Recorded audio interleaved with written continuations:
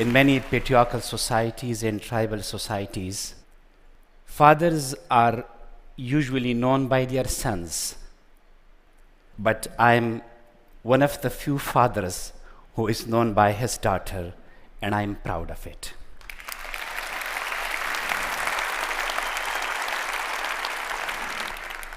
Malala started her campaign for education and stood for her rights in 2007, and when her efforts were honored in 2011, and she was given National Youth Peace Prize, and she became a very famous, very popular young girl of her country. Before that, she was my daughter, but now I am her father. Ladies and gentlemen, if we glance to human history, the story of a woman is the story of injustice, inequality, violence, and exploitation. You see, in patriarchal societies, right from the very beginning, when a girl is born, her birth is not celebrated. She is not welcomed, neither by father nor by mother. Neighborhood comes and commiserate with mother, and nobody congratulates the father.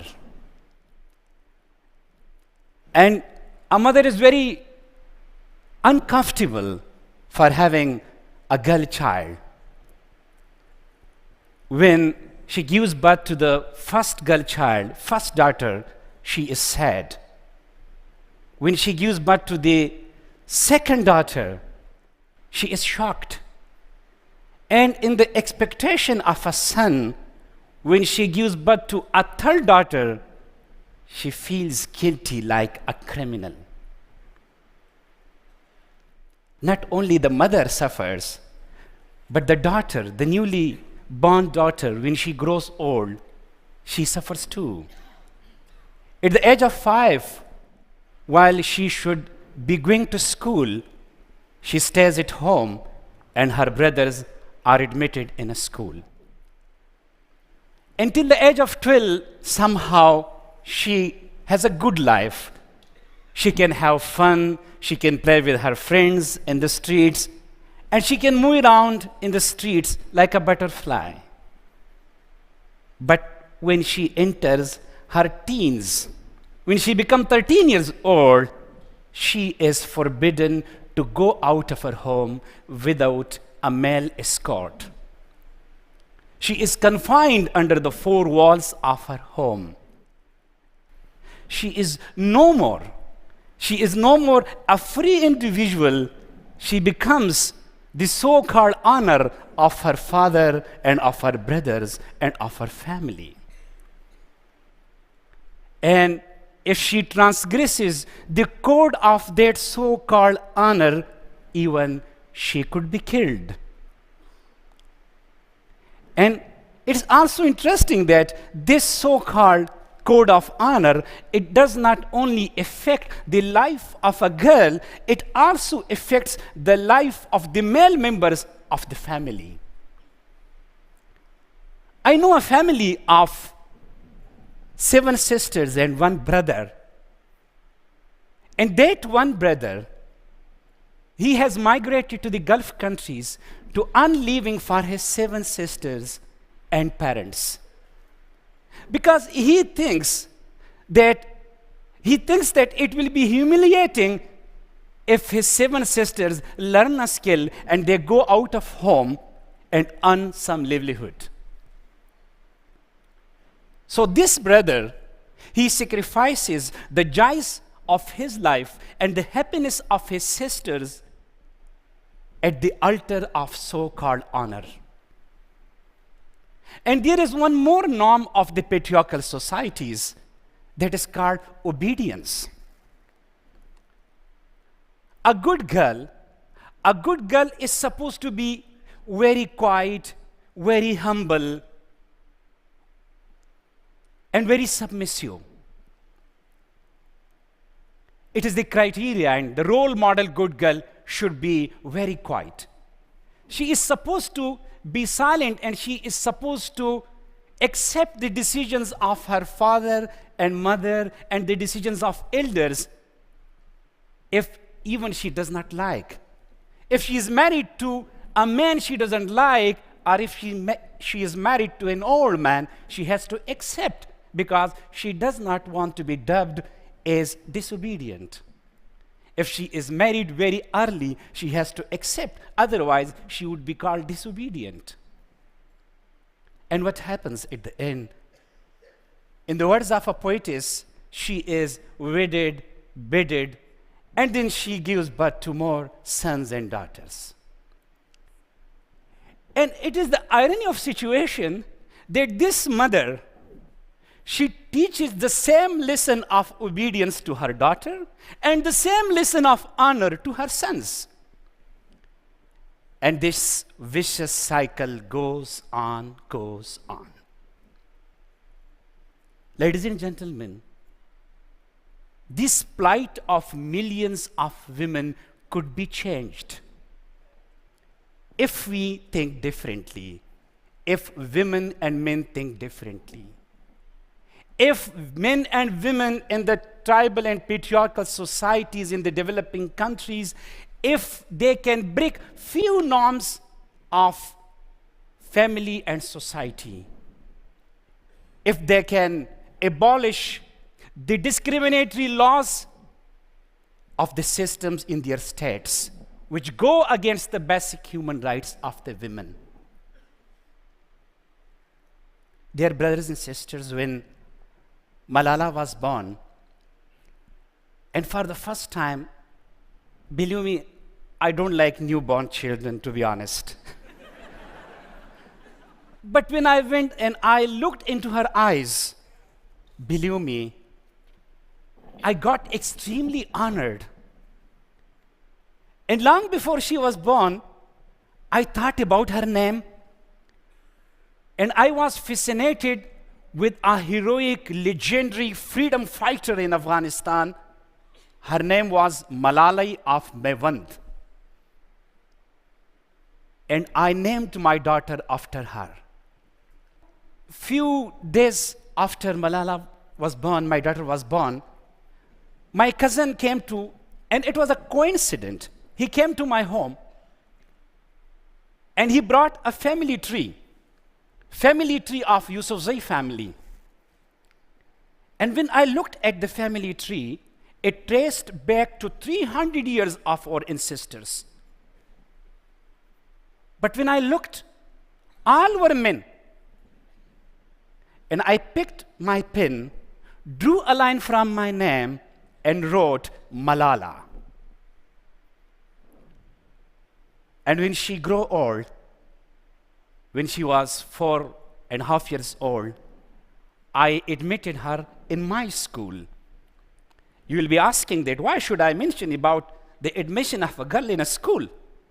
Yes, I must mention it. It may be taken for granted in Canada, in America, in many developed countries. But in poor countries, in patriarchal societies, in tribal societies, it's a big event for the life of a girl. Enrollment in a school means recognition of her identity and her name. Admission in a school means that she has entered the world of dreams and aspirations where she can explore her potentials for her future life. I have 5 sisters, and none of them could go to school.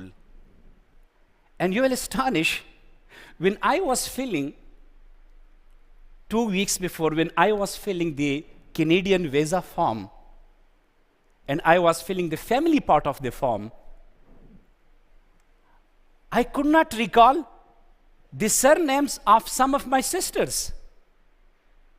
And the reason was that I have never seen the names of my sisters written on any document. That was the reason that I valued my daughter. What my father could not gave to my sisters and to his daughters, I thought I must change it. I used to appreciate the intelligence and the brilliance of my daughter. I encouraged her to sit with me when my friends used to come. I encouraged her to go with me to different meetings.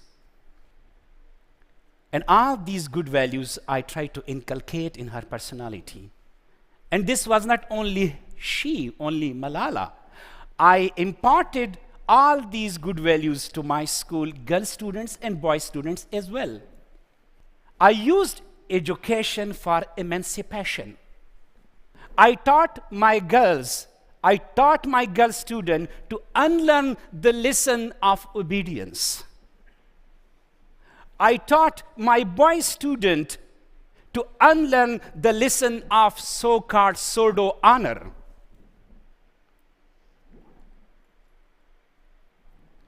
Dear brothers and sisters, we were striving for more rights for women. And we were struggling to have more and more space for the women in society. But we came across a new phenomena. It was lethal to human rights and particularly to women's rights. It was called Talibanization.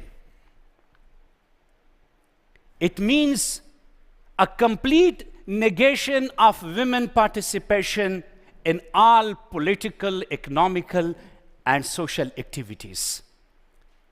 Hundreds of schools were blasted. Girls were prohibited from going to school. Women were forced to wear veils and they were stopped to be going to the markets. Musicians were silenced. Girls were flogged and singers were killed. Millions were suffering, but few spoke. And it was the most scary thing when you have all around such people who kill and who flog, and you speak for your rights. It's really the most scary thing. At the age of 10, Malala stood for the right of education.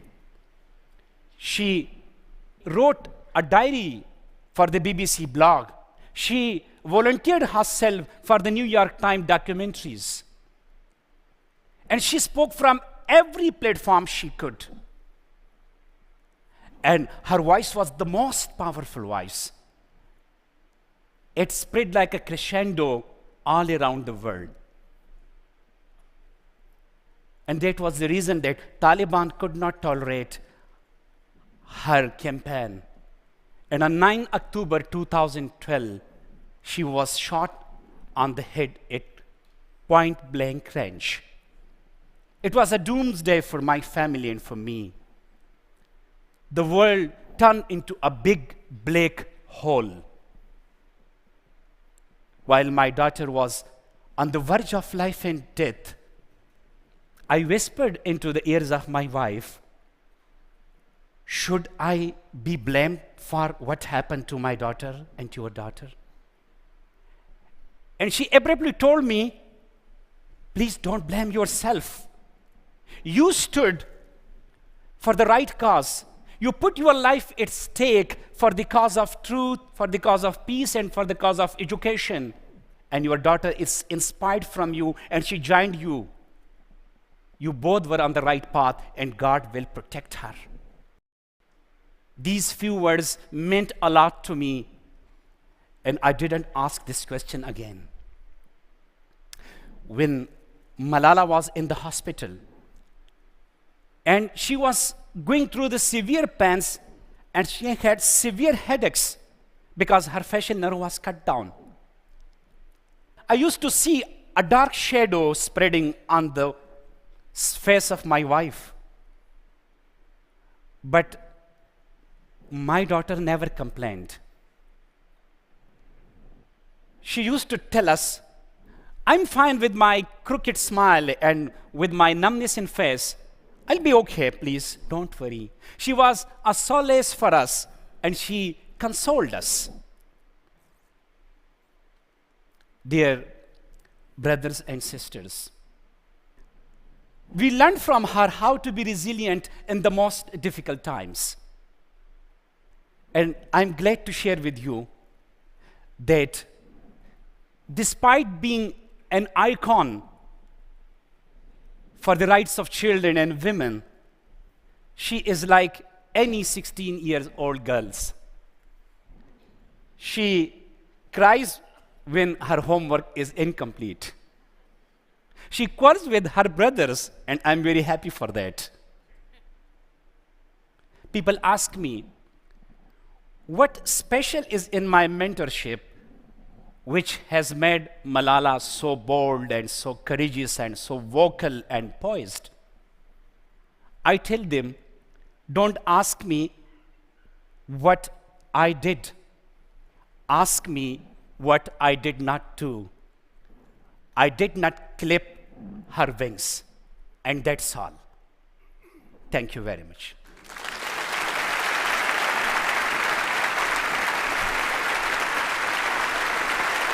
Thank you very much. Thank you.